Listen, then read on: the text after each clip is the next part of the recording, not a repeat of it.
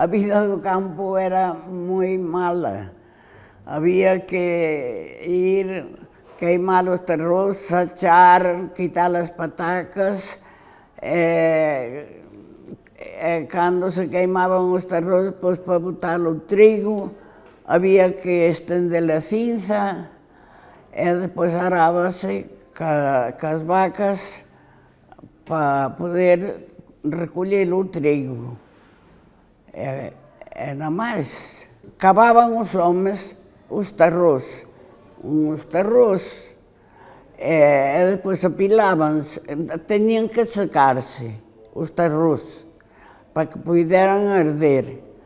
E depois apilábanos e facíanse como uns palleiriños, e depois collíamos, tiñamos que pegarles lume e rechegar todo para que foran ardendo os terros, aquilo.